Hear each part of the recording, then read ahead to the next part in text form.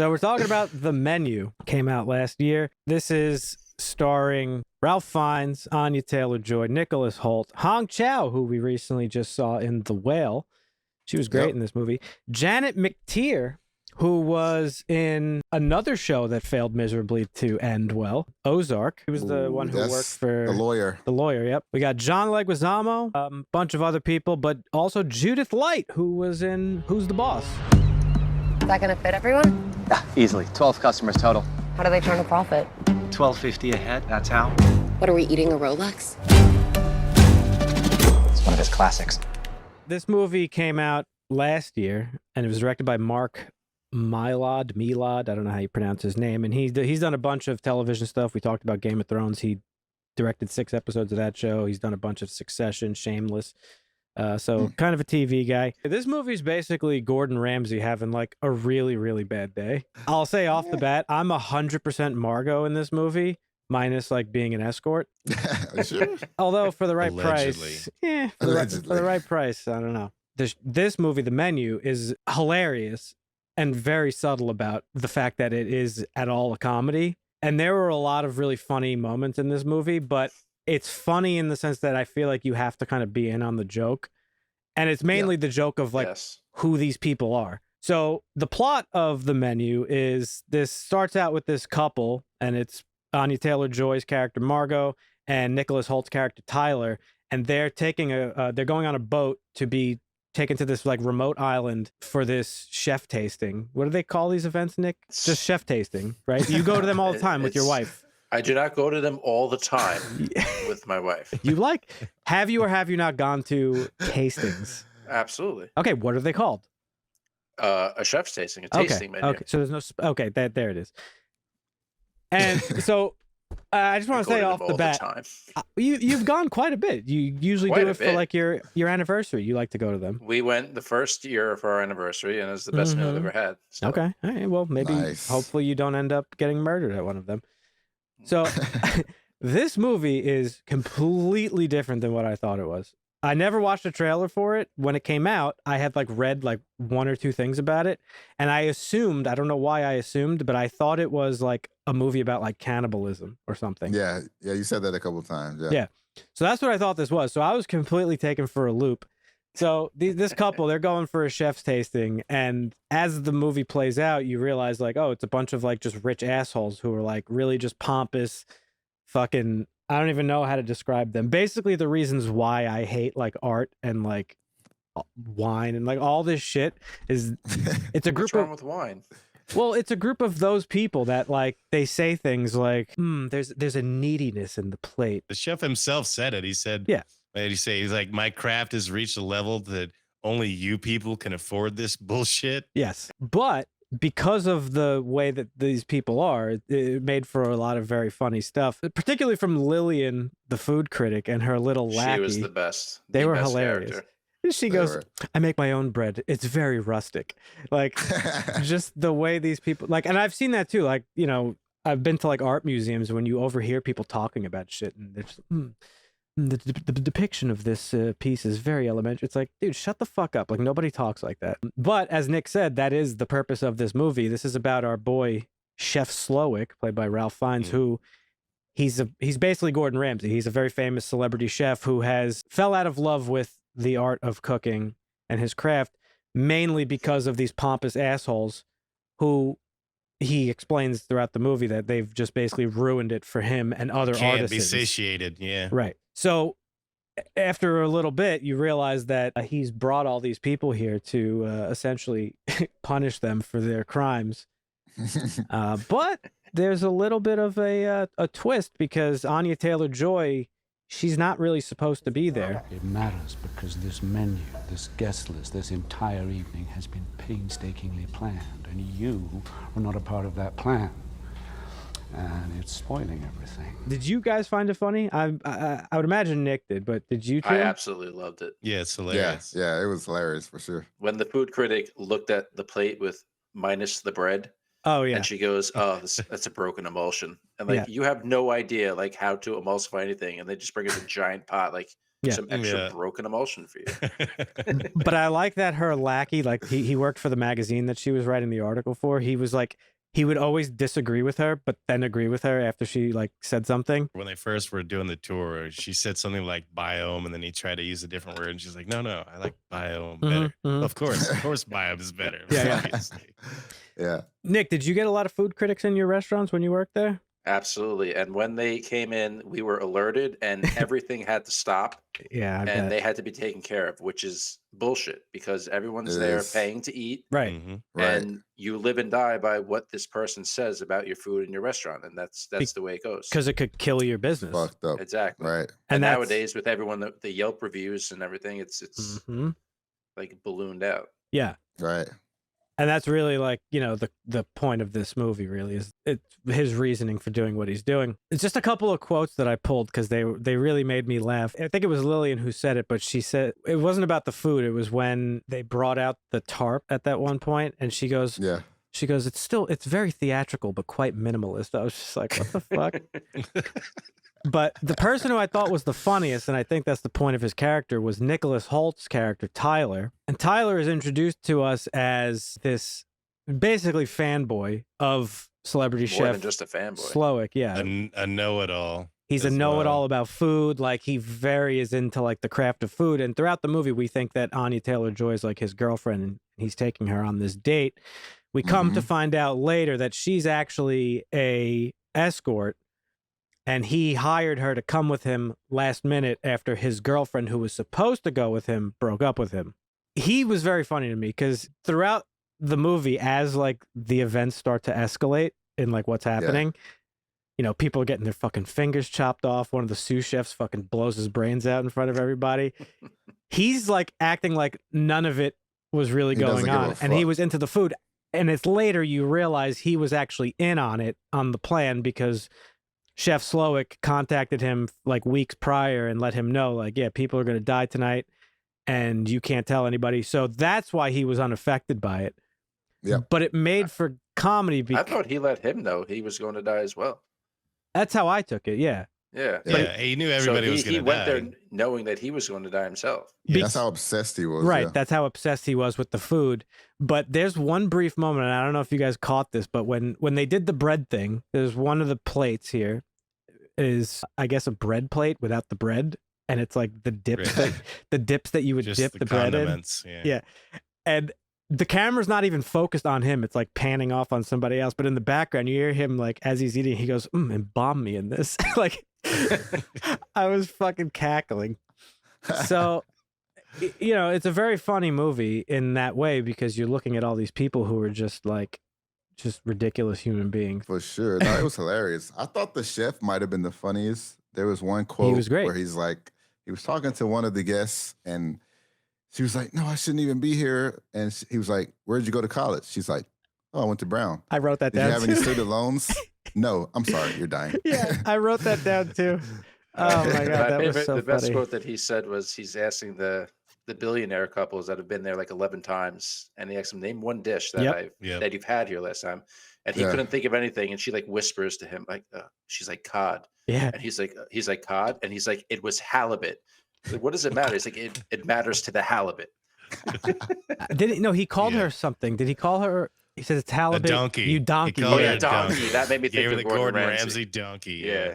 You fucking donkey! But that being said, it works as a thriller because there are a lot of really tense moments in the movie, especially before you kind of realize what's going on. It's like a slow burn because anybody who knows what a chef's tasting is, like you're brought a series of courses, right? Of little tastings of different dishes, but each one that he brings out starts to escalate more and more until really the turning point in the movie is when he brings out this like tortilla dish, and on the tortilla are like laser printed photographs essentially of all the guests' deepest, darkest secrets. The couple that Nick just mentioned, like there's a picture of the husband cheating, and there's With Margot. with Margot, yes. Yep. And there's a group of 3 douchebags who like work for this company, and they are committing tax fraud and embezzlement of the company, and like the tax documents are printed on the thing. You know what's fucked up? John Leguizamo's character got the worst luck because the only reason he was there was because he ruined his day off when he went to see the movie. Yes. It's like, bro, He you're was gonna kill in me a for bad that? movie. Yeah. Yeah. Well, I think it was more than that. I think it was because, He was starting a food show and he was doing research for it. yeah. Yeah. Oh, yeah. So he okay. like knows nothing about it, and he bites it, and the woman he is with goes, "Oh, how is it?" And he just like goes, "It's good." Yeah. John Leguizamo played he's credited as movie star, and he plays like this washed up movie star who takes Yeah. roles that just pay money and like don't provide anything. And that's where Ralph Fiennes' character is really like, that's where he's coming from, is like, I provide a service to people, but it's become not that anymore. Like, it took the joy out of it. And like that, you know, any art form is you're providing something to somebody. And in this Right. guy's case, you know, you're a movie star, you're providing entertainment to people, but you've lost the love of the craft, that you're just trying to make a check and not Right. actually give a fuck about the product that you're putting out. They almost basically show it to you when Margot is in the room when she gets past the silver door. You see the pictures of His career. him through his career. Like, he's got the family smiling, and then, you know, he's All right. at the end, he's kind of standing there, he's not smiling, and then she sees the one where, as a kid, you know, you got to start, he's flipping burgers. He has this big old grin on his face because he's just loving it. Yep. Yeah. I messaged Nick earlier today and I was like, hey, get ready for tonight. Get your camera and mic ready. And we were just talking back and forth. And he's like, oh, did you watch it yet? I said, no, I usually watch before we record, like after dinner time. So it's like fresh in my head. And he goes, oh, you're going to snap.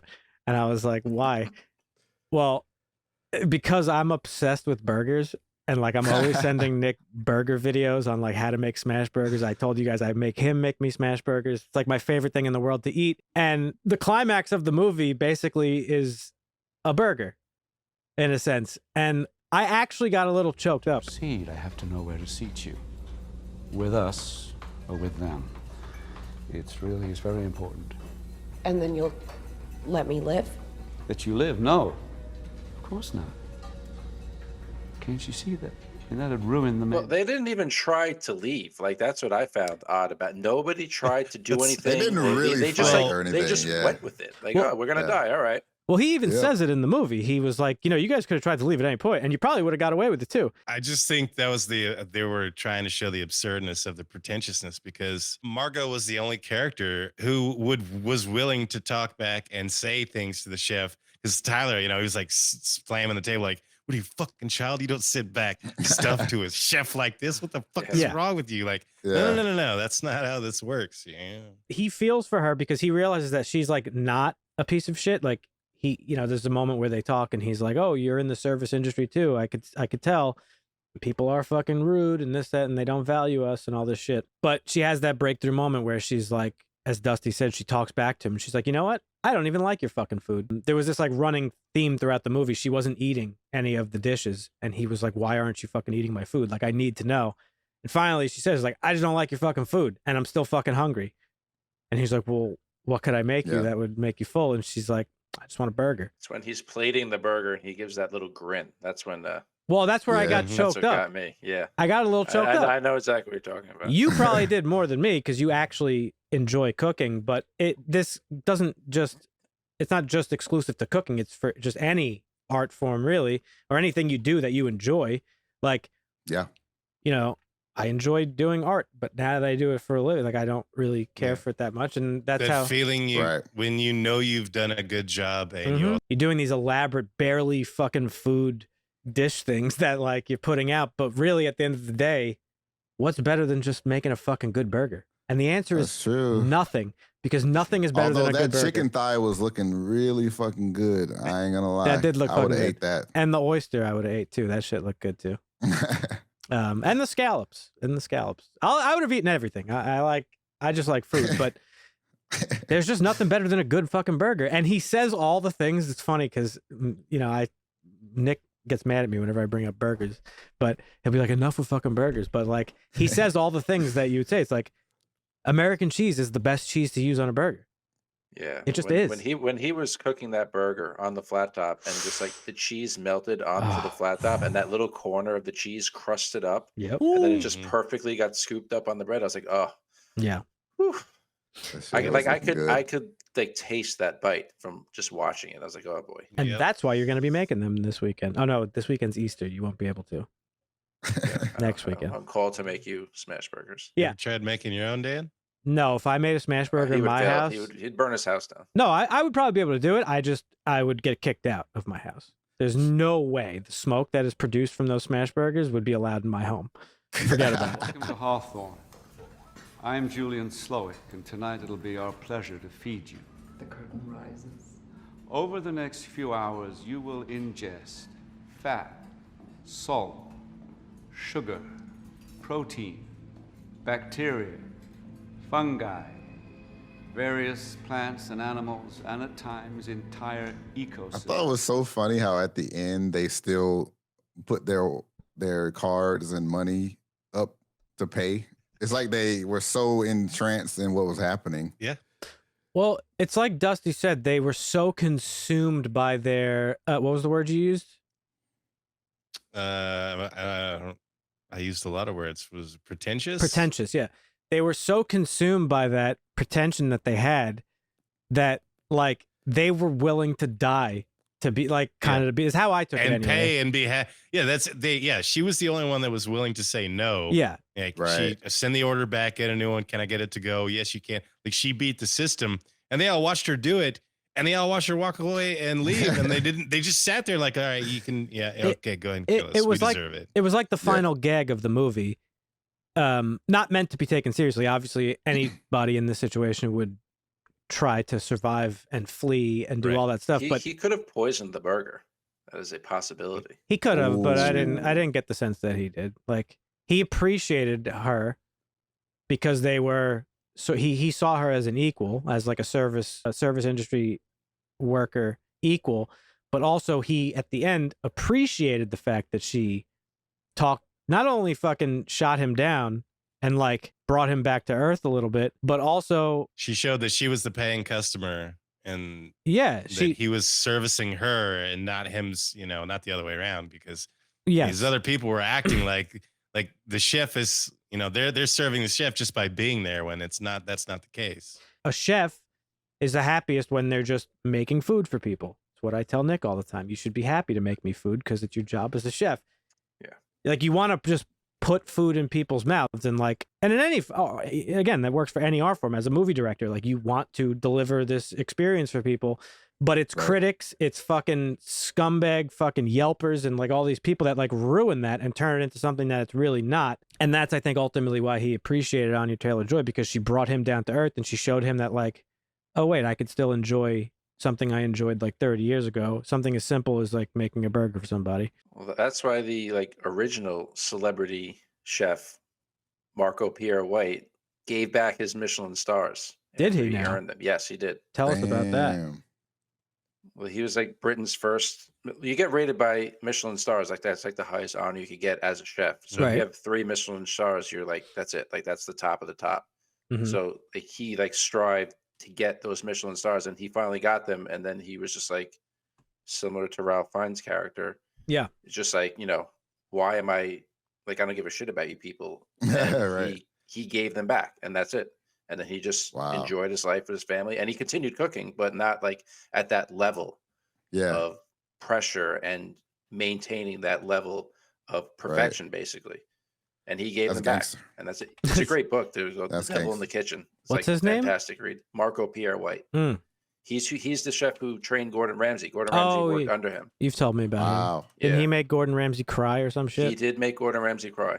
It's a Whoa. great book. You should read it. Whoa. Get out of my way. It's all part of the menu. It's okay. No, we're gonna die tonight. Yes, we are. Yeah.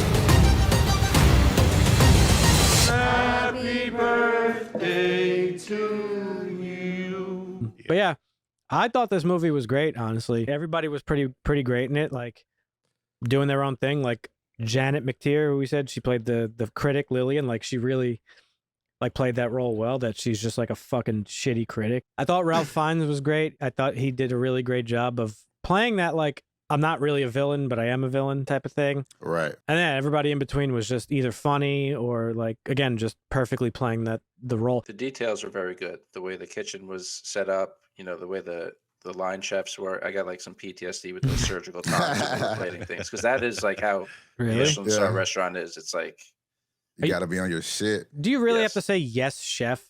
absolutely. But yeah, no, I think ultimately for being like a comedy and a thriller and like all that horror or whatever you want to call it, I think it actually had like a pretty nice message to it. Again, part of the reason why I got choked up there at the end, because it's just this guy who loves doing a thing and he got just driven to his breaking point to where he no longer enjoys it, no longer enjoys living because, he kills himself at the end with everybody Yeah. else. But there was that little moment at the end there, where he briefly enjoyed it once again.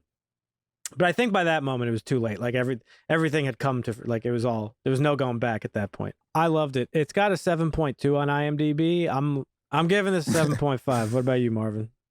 Yeah, I'm right there. 7.5 was good. I think the pacing was good. It didn't seem like to have a really dull moment to me in No. this movie. It didn't. I wasn't No. checking the clock or anything. So yeah, really good. Dusty? Yeah, every serving told a tale, and it was great. Yeah, love Yeah. the way they did it. Brilliant, actually. What's your rating? 7.5. Okay. I'm agree with you guys. That's Nick? I'll go 7.5 too. Whoa. Nice. Across the board, Ooh. 7.5. Unanimous That's big. decision. Yeah, that's Very big. much big. enjoyed it. Never seen before, I don't think, on easy. harsh language. No, I don't think No, so. no. I'm glad this wasn't what I thought it was going to be. I thought it was going to have to do with like cannibalism. I don't know why I thought that. I just did. I think it was because it came out alongside this other movie called Everything But the Bone, which was a cannibal type of movie. So maybe that's why I thought that. But yeah, and one other thing I just want to say too is I really liked the cold open that this movie did, which was just like establishing how shitty of a character Tyler was. Like how just fucking pretentious he was about food. Yeah. And like, and how sort of just like Anya Taylor-Joy's character was kind of just like, this is not for me. I mean, Right. the guy blew his brains out, and Tyler's just like sucking down that bone marrow like nothing happened. Bro, when he said that, he's like, embalm me in this, I fucking was cracking up. That shit was so fucking funny.